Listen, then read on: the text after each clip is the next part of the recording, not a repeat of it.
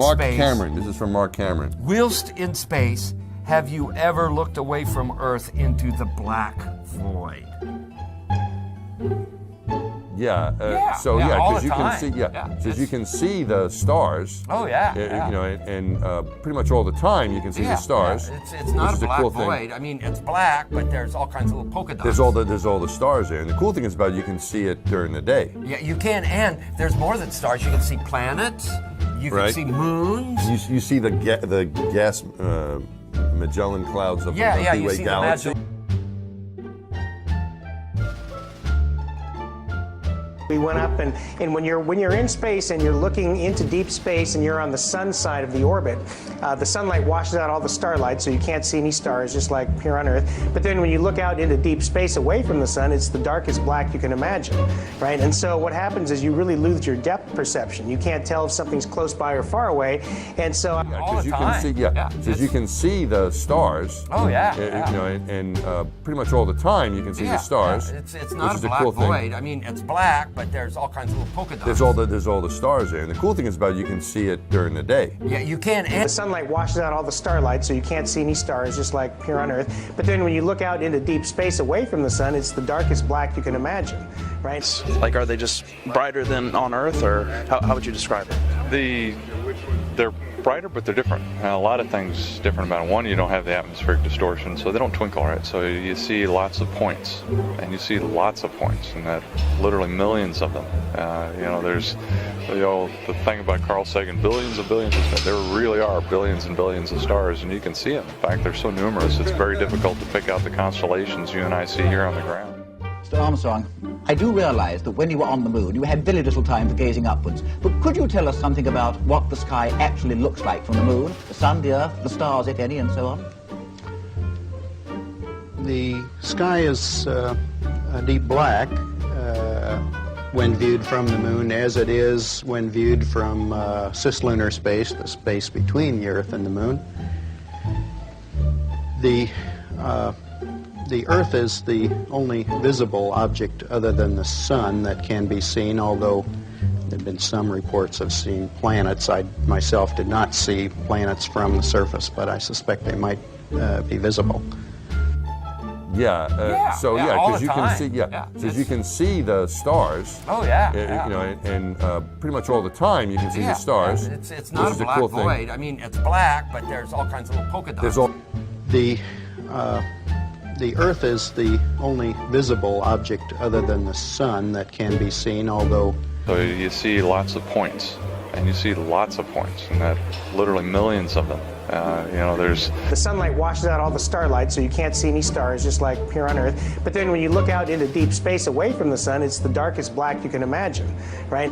The sky is a deep black when viewed from the moon, as it is when viewed from cislunar space, the space between the Earth and the moon. And there's more than stars. You can see planets. You can see moons. You see the gas Magellan clouds of the Milky Way galaxy. You see the Magellanic clouds. Magellanic, see, I was...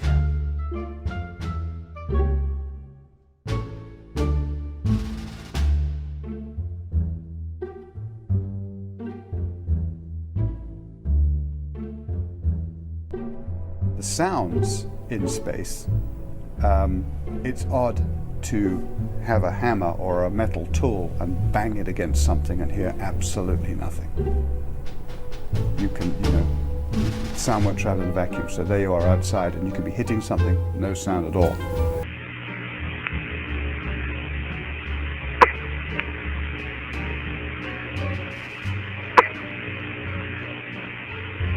In space, since there's no atmosphere, there's no air, if you bang on something when you're doing your spacewalk, you will not be able to hear that.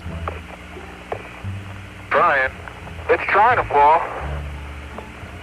Don't wear your hand out.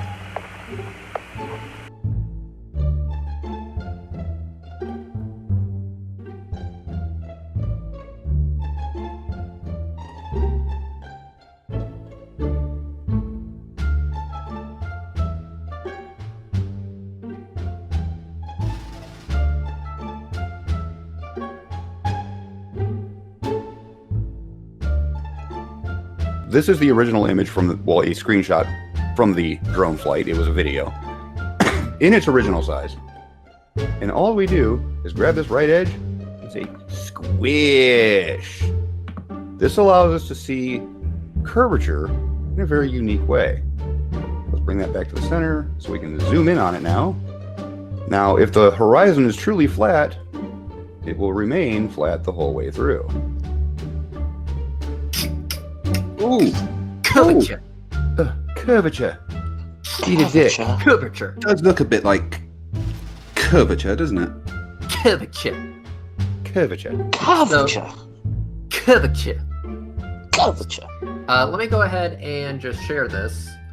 So I'm going to allow Ranty or anyone else to take a screenshot of this. I am now presenting to everybody. So go ahead, take a screenshot. Draw a line. Tell me what the fuck you see. Curvature. Go ahead. Draw that line. Draw that fucking line. Go ahead. Draw it. Take your time. Take your time. Get a screenshot. See that curvature. Curvature.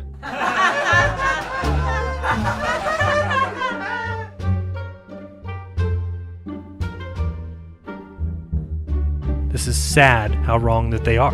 So go find something very flat, very level, anything that is a straight line, stand above it, like the drone above the water, and take an image. Because of how lenses work, it will always be curved. Red, Sean, fight the flat earth. You guys are joking, right? So I'm taking images here of my granite countertop. If you take a photo and then you compress it left to right, you will always get curved lines. Always. Is my countertop curved, globe proponents? You seem to think so. I mean, look, in every single case, you'll get a curved line. And for the ultimate proof, watch this. I drew this image, which is just a white line, perfectly straight, drawn on a completely black background. I then open it up on my computer and take a photo of it from a camera. I then condense it, and the straight line is curved. But it's a straight line, we drew it. Oh boy, you clowns have proven nothing other than your complete and total desperation. Can you admit that you were wrong? I mean, admit that much, Red, and maybe I'll answer your call. But I don't think that'll happen because you don't know how to deal honestly. If you did, then you'll all admit that you and your 7 know-nothing friends have no clue on how optics work. You were completely and totally wrong. Until then, I will continue to do as I have done lately, and that's ignore everything you guys say and everything you put out, because you're completely and totally wrong.